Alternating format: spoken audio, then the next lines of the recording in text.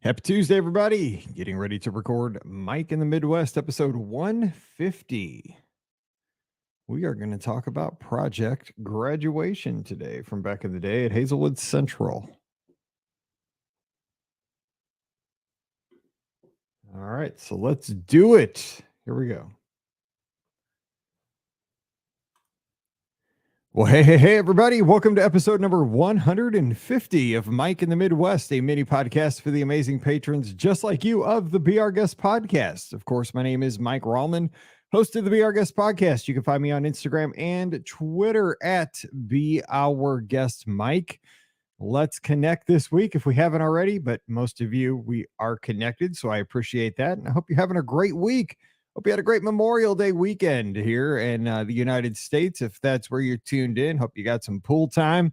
Hopefully you had some ribs or some hamburgers and hot dogs off the grill and some chill time and got some time to reflect and think about those who have given the ultimate sacrifice so that our country can be as awesome as it is. It's amazing that folks will lay down their life for a fellow person. That's an amazing thing. So reflect on that and just I love our country and I love the folks who serve and thank them each and every day. So let's reflect on that, but let's think about great memories, and that's what Mike in the Midwest is all about. But as always, thank you so much for your support of the Be Our Guest podcast as a whole, because I hope you're enjoying the content. We have some great stuff coming for you this week. This week we recorded the shows yesterday, as we do. We record the podcast on Monday. We did that this week, even though it was a holiday. Just so you know, you always get the behind the scenes stuff here on Mike in the Midwest. Pam was doing holiday stuff, so she was unavailable to record yesterday. And Ricky was in Florida. She was at her parents' house down in the Villages, right north of Walt Disney World. So that left Scott and I in the studios. So you know that's trouble when it's just Mike and Scott. So we answer listener questions. So you'll get that show tomorrow on your feed. And then on Friday, you're getting one of these. That's right. You're getting a draft. So you're going to get a draft episode. And just so you know, we drafted the best Walt Disney World photo pass spots, the best lands at Walt Disney World. And this is the most important thing. We drafted the best bathrooms at Walt Disney World. And so we need your feedback. Who had the best overall draft in those three categories? Let me know what you think at Be Our Guest Mike and tag Scott too. He's at F Scott. So let us know. Also, we have the Be Our Guest podcast cruise coming up in about 1 month. Holy cow, we're closing in on the cruise. It's about a month away. Yesterday, I did order my shirts. We have a Teespring shirt store thing, online store where you can buy, t-shirts with a logo on them now. Thanks to Ricky for putting that together for us just yesterday. So that's happening. I got a couple of stickers, I think because they have all the stuff on that place. I believe it's in the Be Our Guest Podcast Facebook cruise group. If you're cruising with us, you can grab those shirts. So it's becoming real. I found our old magnet folder that we have magnets for the cruise door. These are from past cruises. They're just, somebody once made me a Mizzou Mickey magnet, so that'll go on my cruise door. Man, we have stuff planned. I cannot wait to see you guys at Port Canaveral. I can't wait to see you at the sail away event we're having as soon as we get on the ship. I can't wait to eat ice cream and pizza and Mexican food. And we are going to have so much. I can't wait to play trivia with you guys. I cannot wait to just, oh my gosh, we are going to have so much fun just hanging out, watching shows, having meals. The cruises are the bomb. And just think about it. We get to have a whole day at Castaway Cay just hanging out at the beach. So yeah, we're going to have a good time. So that is just around the corner. I could not be more excited. I got my first sunburn only on my kneecaps. If you're from the Midwest, and this is Mike in the Midwest, by the way, and if you're not, here's how it goes. The first time you go out in like a super sunny day in the summer, which for me, so here's how it used to be for me. If you're from St. Louis, you might know this. My first sunburn almost every single year for me, because I was a baseball player, right? So I always wore long pants, and as a pitcher, so I'd usually wear like 3/4 sleeves to keep my arm warm when I pitched.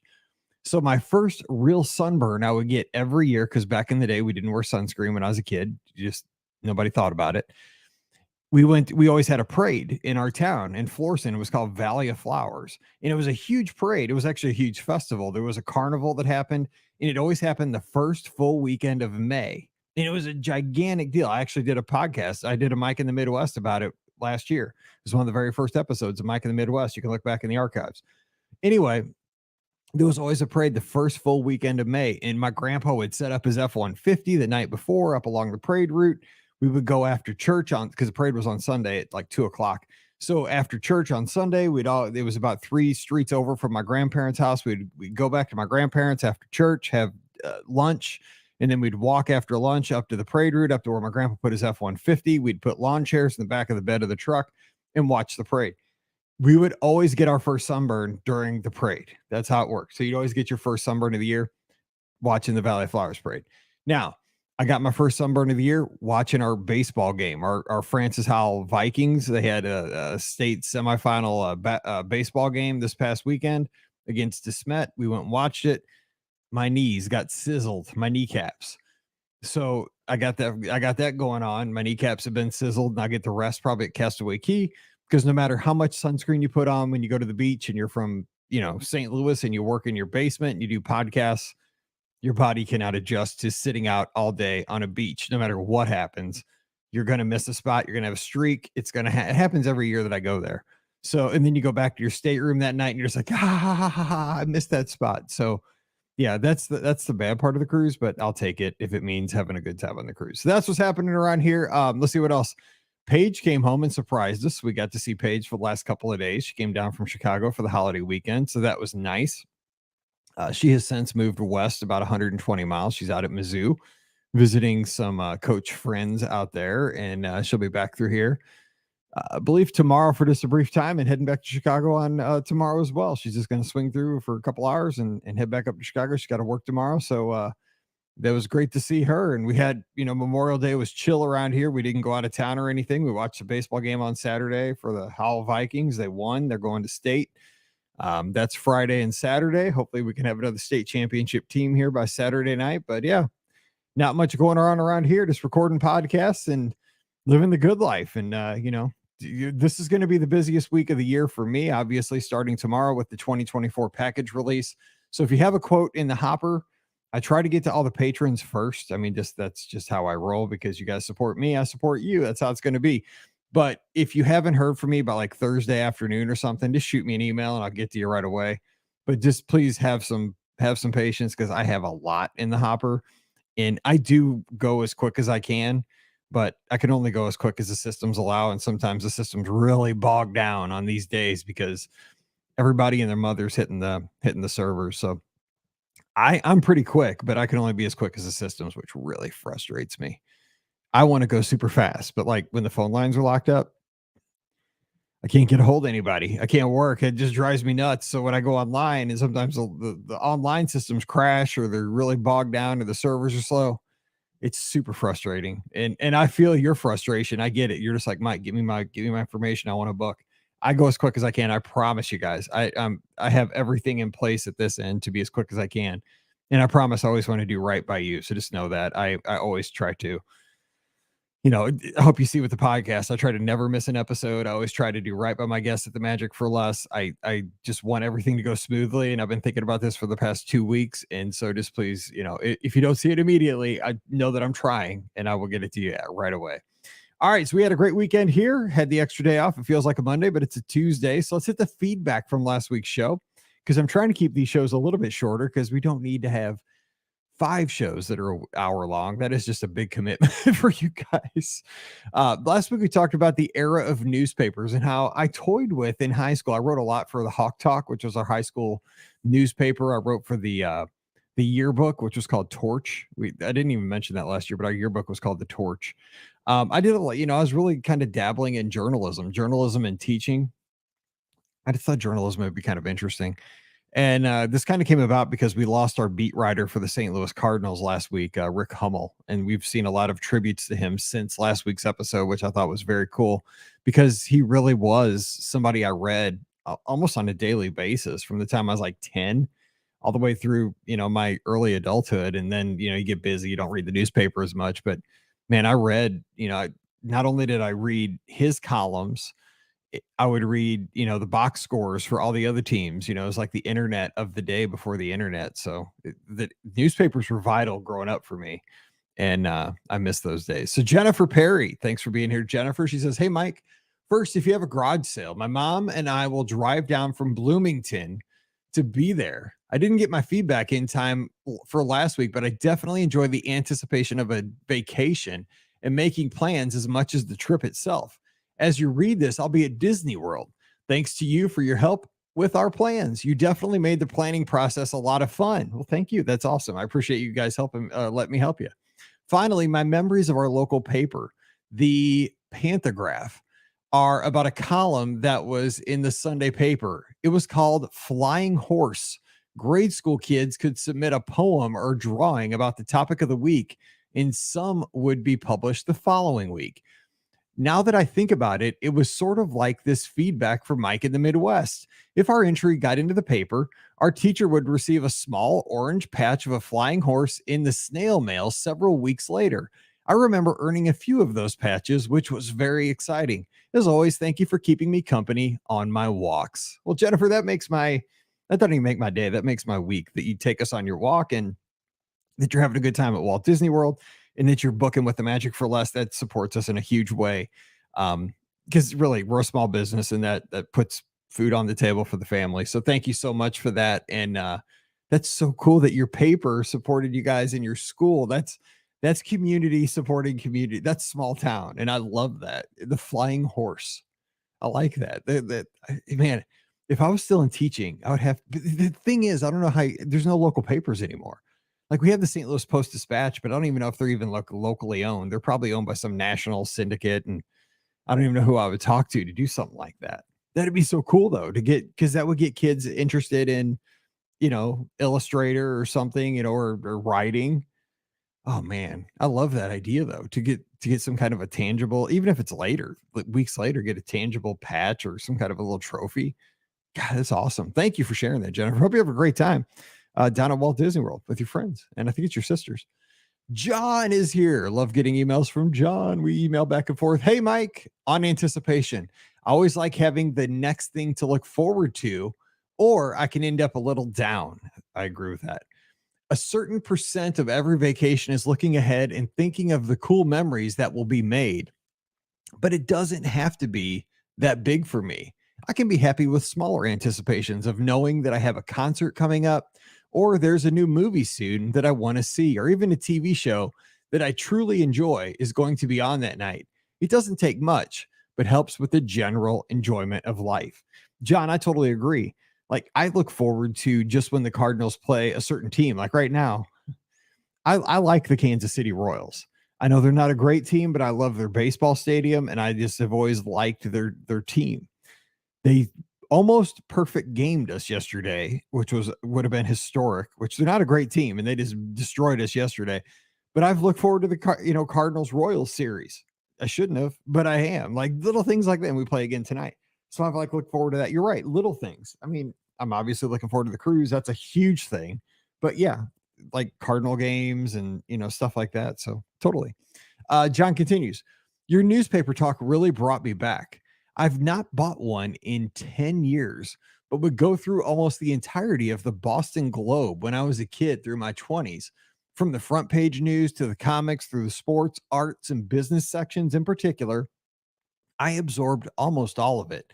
I do remember not caring about the inserts, and I was lukewarm on the travel and classified sections at the time. The Sunday paper was the best, though. Color comics. My favorites were The Far Side, which was the best, absolutely, because I had my BBS, my bulletin board system. It was called The Far Side, Gary Larson, Garfield, and Calvin and Hobbes. I stopped getting the newspaper once I noticed that all of the news stories were things I'd read a day or two beforehand online. It just made the newspaper feel redundant, which was sad but true. I'll browse the news quickly on my phone or iPad now, but I won't go too deep past the headlines anymore. I know, isn't it kind of sad? It is kind of sad, right? Because it was something about the the tangible newspaper, how you could have it in your hand. I saw somebody tweet the other day. John, thanks for the great feedback, because I love the cyclical feature of this. Like you say something, I say something, and we just go back and forth. Somebody tweeted the other day, they were on a long flight, I think an overseas flight, and they were amazed that the person they sat next to read a newspaper for over 3 hours, cover to cover on the flight. They didn't pull out a phone. They didn't pull out any kind of an electronic device, not an iPad, not a phone, nothing. They read it was one newspaper. I think it was a Wall Street Journal or something. Like that's all they read to entertain themselves for the entire flight. And I thought, and they said they should get a gold medal when the plane landed because they stuck with it. But that's cool. Like they entertained themselves and there was enough good content in that. I mean, of course, you're a captive audience, I guess, in an airplane, but that's how we were back then. Like when I got a good copy of the newspaper, easily an hour. You're right. I forgot about like I didn't really read the travel section, but I did read the news and I read the arts and entertainment kind of stuff. Yeah, totally. All right, Jody has some feedback out in Cincinnati, who will be sailing with us on the podcast cruise here in a month. She says, at this moment, I'm sitting here with a cup of coffee and a little smudge of print on my fingers from holding a newspaper. Call me old fashioned, but I still love reading the newspaper in paper form.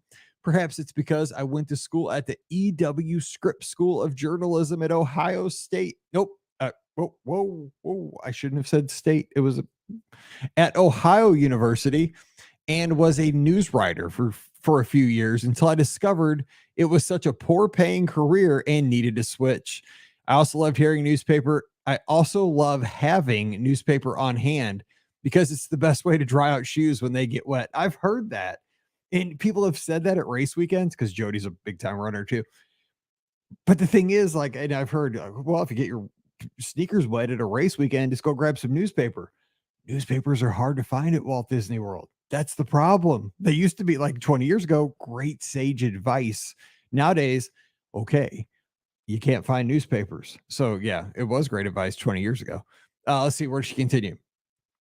I do have the online subscription. Our paper only prints on Friday and Sundays now, but I spend so much time in front of a screen. I much prefer holding reading material in my hand, whether it be a book, magazine, or newspaper. Journalism has changed tremendously since I received my degree in 97. I miss the thrill of chasing a story and interviewing people, but I don't think I would have thrived in this current speedy news environment. Thankful for the reporters who still work hard to provide in-depth coverage. Much respect, because I know it's not easy. So well said, Jody. You're right. I mean, everything is now for the click, and it drives me crazy because, and you can still find great journalism, right? But you got to look for it. And you got to, when you find it, you're like, oh my gosh, I found a gold nugget. Like, you got to really like embrace those writers and those reporters because so much of the stuff, and we all know the Disney sites that just post crazy headlines and there's no meat to their stories. It's just all about grabbing you and baiting and switching you all the time. And some sites used to be awesome and they're not awesome anymore. You know, I don't like to call people out, but it just disturbs me because like the reputation that was there 10 years ago, I hate to see it kind of go away for me because the name, like it was so respected and it's changed, you know, because of just people trying to, you know, use the name and bait and switch people, which I don't like. All right, Dennis Keithley down in Texas. I know how you feel about having your entire family under one roof. Wait, did we have this last year? Is this the same one? Nope. That's a different one.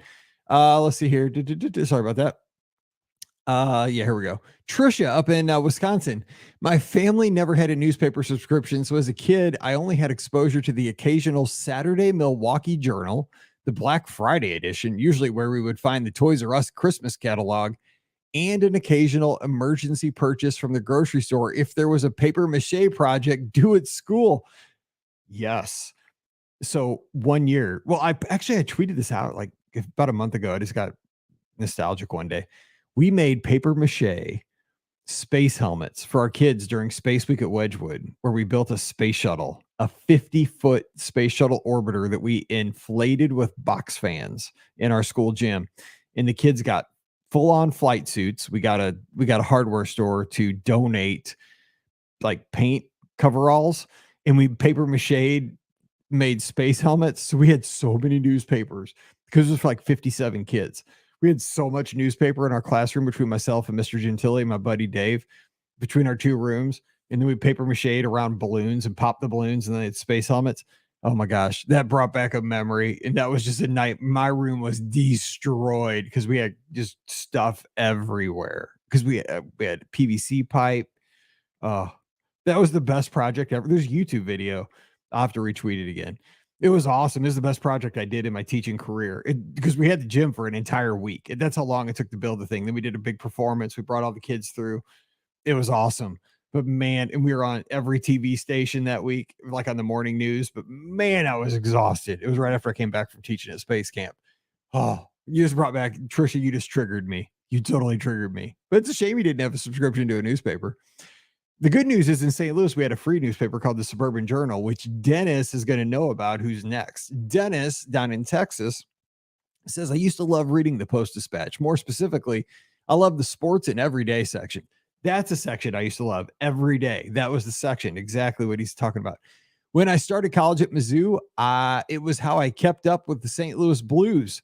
I had the paper delivered to my dorm room. That was when the internet was in its infancy and there wasn't in-depth coverage from your favorite teams, no matter where you were. The newspaper was actually an early test of my marriage. I'm kind of joking, he says. I had a bad habit of letting them pile up. My wife had a habit of leaving her shoes everywhere. We made a deal. I would clean up the newspapers at the end of every day and she would put her shoes away every day. I like that. Okay, we're gonna have a stalemate here. The newspapers are going to be a foot tall, and you're going to have 17 pairs of shoes in the living room. I love that. Yeah, marriage is all about compromise. That's what you got to say. Dennis continues. I don't read a physical copy of the newspaper anymore. I have a subscription to the Athletic Online to get coverage of most of my out of market teams. In fact, I can't remember the last time I saw a physical copy of the newspaper for sale anywhere. I agree with Dennis. I mean, I have that, like I said, I have that Apple One bundle thing because with the girls, I have so much, I have to have like 2 terabytes of backup for all of our phones and iPads. And that comes with, it's called Apple News, which gives you subscriptions like 50 magazines and these newspapers, all that stuff. So I read a lot. The iPad is a tremendous, like magazine reader. And I'm on the treadmill a lot of times walking now because 3 days a week I walk instead of run. And so I'll just read magazines and newspapers and stuff like that while I'm walking. And it's great for that. So, and you get so many subscriptions. I mean, the magazines I'd never read. I just go through, retro gamer magazines, stuff like that. So, yeah, but I do see newspapers at airports. That's the place where I do see them. I don't buy them, but I see them on, I see stands. And finally, Christy says, thank you for being here, Christy. Newspapers have always been an important part of my family. My granddad was a journalist before becoming a political science professor. That's so cool. So it always was just sort of been part of our family culture. In addition to that, I worked in politics in my 20s, and that led me to become a bit of a news junkie. These days, I don't read a physical paper, but I do get our local paper in a digital subscription, which I read every morning. Plus, I have Apple News. I read as much of it as I can, but I still do miss the physical paper. And every once in a while, I pick one up at the store while I'm shopping to read instead of the digital copy that day. I think supporting legitimate and trustworthy local news media is super important. Couldn't agree more. And you know what, Christy?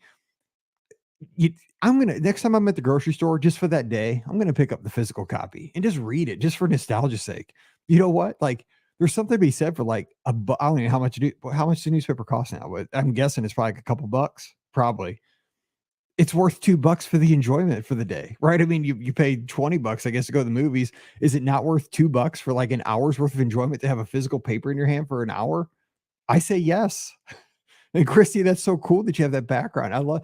This is why I love Mike in the Midwest, because as much as this show started as like I'm telling stories about growing up in the Midwest, this story is about everybody everywhere else. I'm learning so much about Boston and all these other places around the country.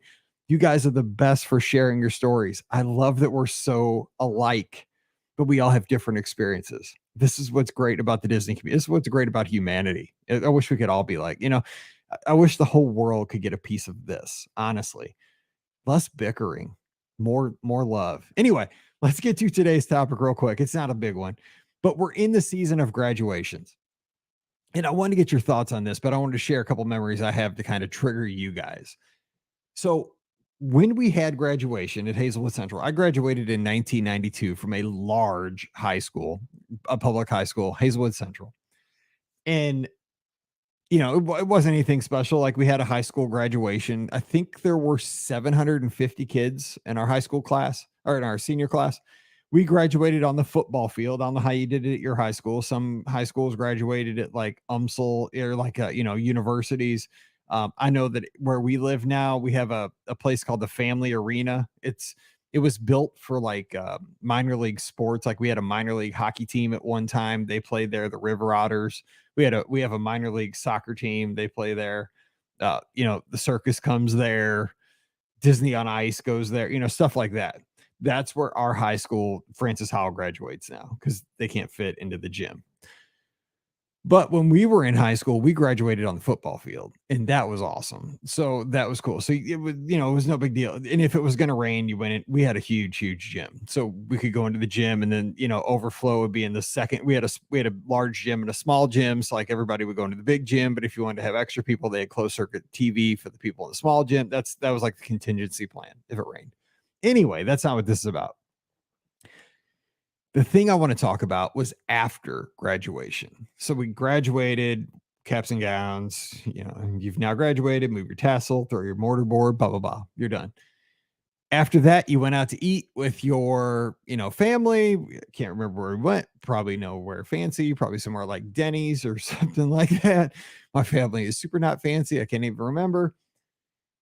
But what we had in our town, and this was kind of a new thing around our class. I know the class in front of us did this as well, but it was relatively new right around the time I graduated, within a year or two. It was called Project Graduation. And it was kind of a movement because all the high schools in St. Louis started doing this. And what it was an alternative to kids having parties after graduation, like at their houses. And we had a lot of people that lived kind of out where they would have them kind of in farms, in like rural areas. And it was to keep kids from drinking and driving and having out of control parties. So what it was a lock-in at our high school.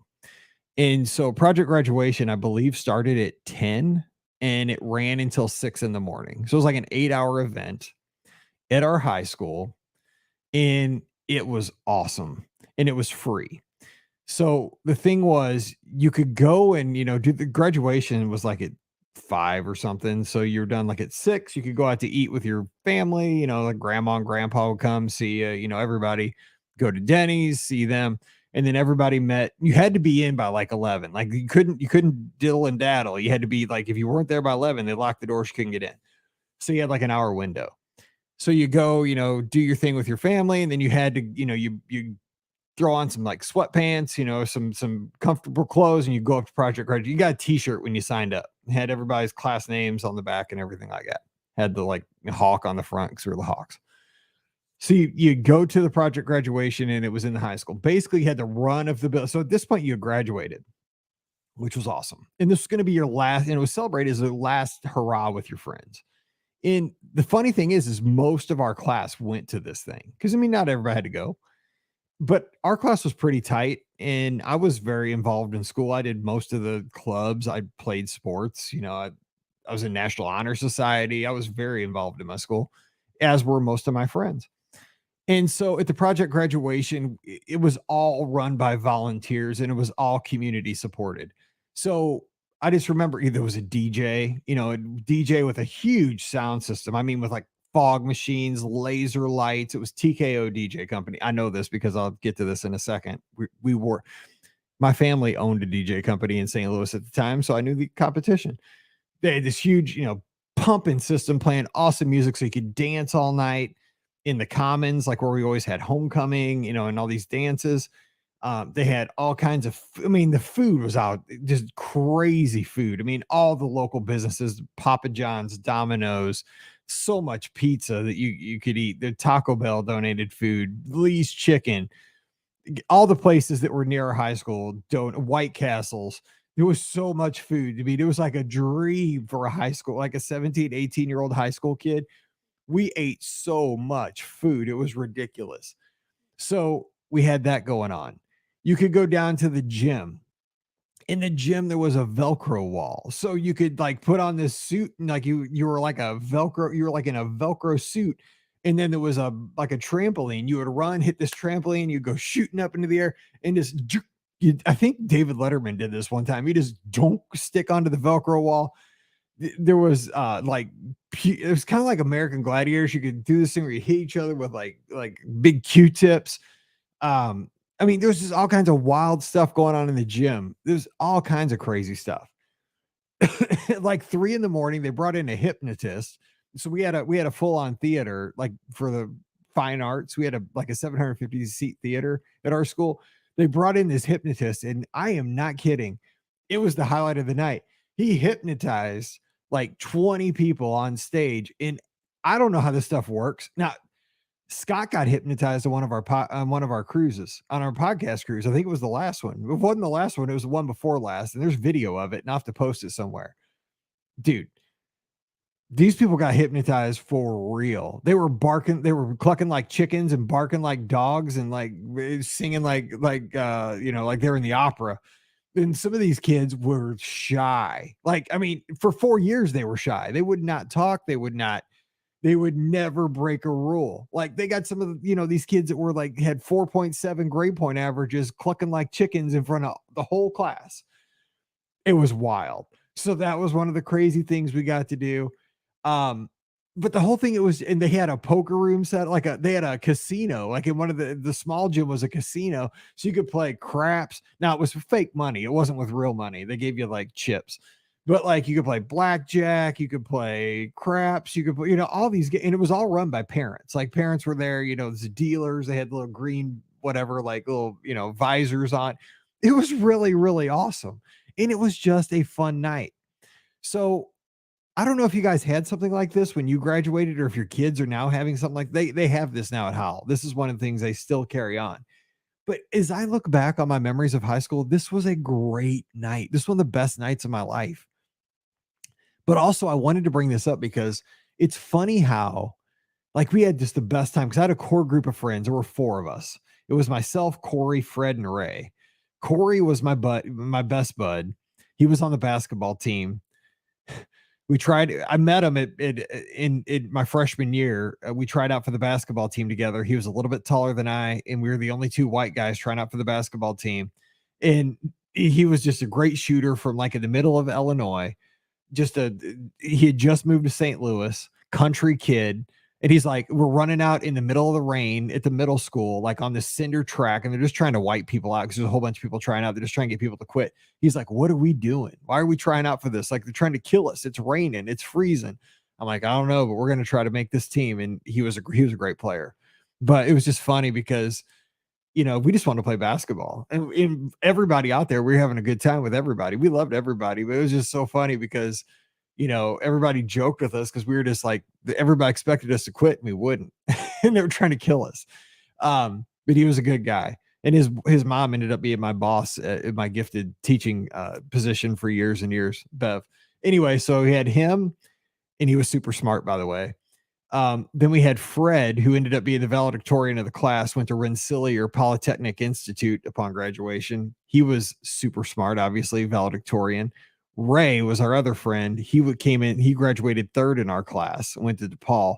So I hung out with really smart people that were way smarter than I was. They all played sports like tennis, golf.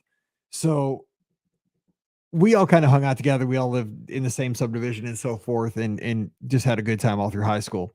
But here's the thing, as the sun started to come up at the end of project graduation, we started to realize this is it, man. And it got sad all of a sudden. This is how I am, right? This is how I am at the end of vacations too. It got sad quick. Like it hit, like the DJ did it too. And the DJ put on this song. Now, this is a sign of the times, right? He played a little Boys to Men. He played End of the Road. And everybody had to go down to the commons because they were kind of they closed the casino, they closed the gym. Everybody get their last little bit of pizza if they wanted, because that was in the area where the dancing was. And everybody's kind of hung out and made a big circle, and they played End of the Road. And It's So Hard to Say Goodbye to Yesterday. And it was like, oh my God, this is crazy because this is it. Like our class was really tight, and we had, we'd won we'd won state titles in sports. We had done some cool stuff for the school, and we'd had a good run at Hazelwood Central. But I mean, like within the hour, we got to get out of the high school. We're never coming back. Like we're getting in our cars and going. Fred's going to the Northeast. Ray's going to Chicago. Corey was going to Greenville over in Illinois. I was staying in town. I was going to Missouri Baptist. But this is it, man. This is the last hurrah. This is the last hour. And it hits and it's hard. And I just remember like that's when you realize like this is it. But it was a good time. I mean, I don't know if you had stories like that where it hit you like that. But here's a funny thing, just kind of postscript. I said that my family owned a DJ company. We did. We owned a big DJ company at the time. I ended up DJing the project graduations for my high school for like the next 5 years. And guess what songs I played every year at the end? End of the Road. And It's So Hard to Say Goodbye to Yesterday. Because I did it for our high school, Hazelwood West, Hazelwood. I did it for McClure North, the across town. I did a bunch of project graduations. I do basically like that week and a half almost every night. And I just sleep in the day and DJ all night long. And it was so fun because you just play party music for like 7 or 8 hours. It was just a blast. Bring out the smoke machine, the lasers, stuff like that. But it was always fun because it was just a big party. But that's project graduation. So how did you guys, what was your post graduation night like? Did you do something like this organized at your school? So now see, like our school had all the facilities. We did it at our high school because we had a pool, and we also had a swimming pool in our school because we had a swim team. So we did it at our high school because they had the pool open as well. I wasn't a swimmer, but the pool was open. Now at McClure North, they did it at the YMCA because they didn't have as big of a school. They didn't have a pool. So I had to DJ the thing at the YMCA because they had like a gym and a pool and stuff like that. So what did you do? Did you have project graduation, or what did you do post graduation? Let me know. Patreon.com/Be Our Guest Podcast. All right, let's get back together next Tuesday. And until then, you guys stay safe, stay healthy, and we'll see you real soon. All righty. See y'all later.